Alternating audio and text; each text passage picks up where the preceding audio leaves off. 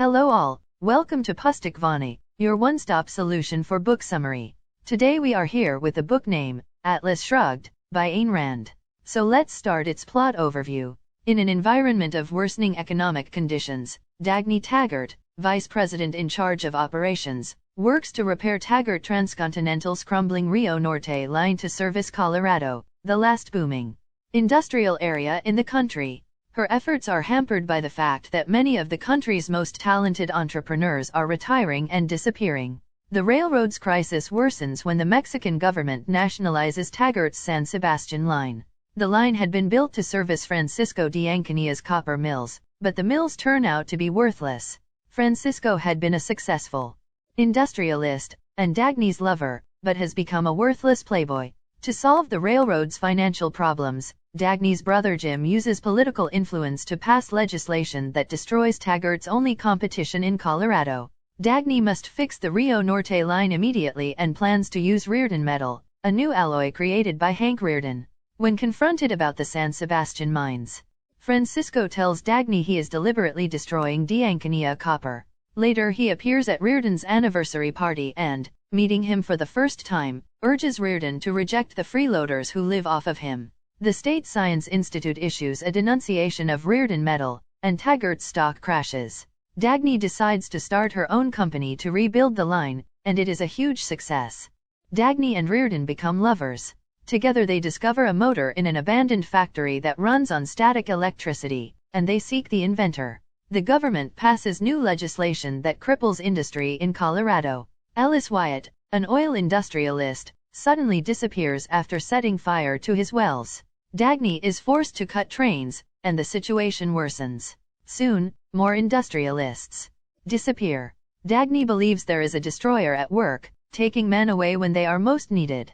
Francisco visits Reardon and asks him why he remains in business under such repressive conditions. When a fire breaks out and they work together to put it out, Francisco understands Reardon's love for his mills. Reardon goes on trial for breaking one of the new laws, but refuses to participate in the proceedings, telling the judges they can coerce him by force but he won't help them to convict him. Unwilling to be seen as thugs, they let him go. Economic dictator Wesley Mouch needs Reardon's cooperation for a new set of socialist laws, and Jim needs economic favors that will keep his ailing railroad running after the collapse of Colorado. Jim appeals to Reardon's wife Lillian, who wants to destroy her husband.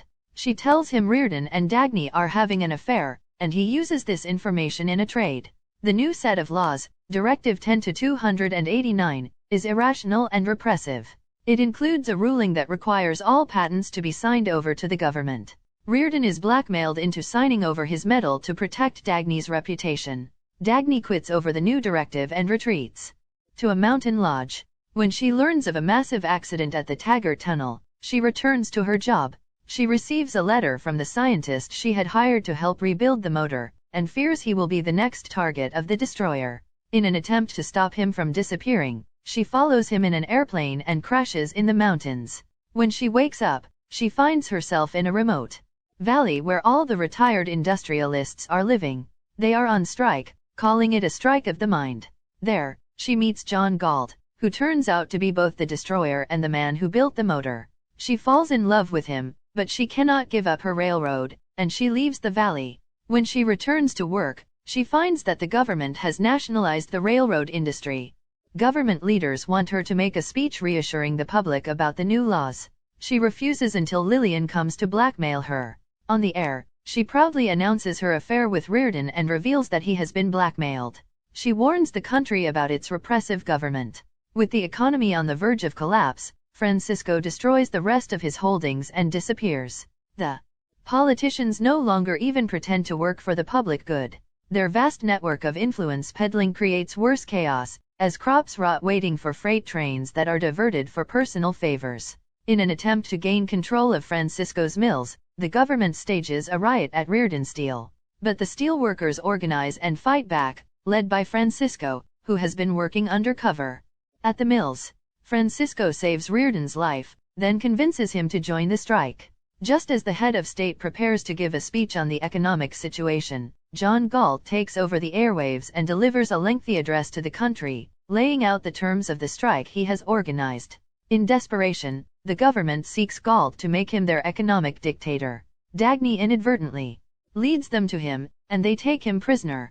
But Galt refuses to help them, even after he is tortured. Finally, Dagny and the strikers rescue him in an armed confrontation with guards. They return to the valley, where Dagny finally joins the strike. Soon, the country's collapse is complete and the strikers prepare to return.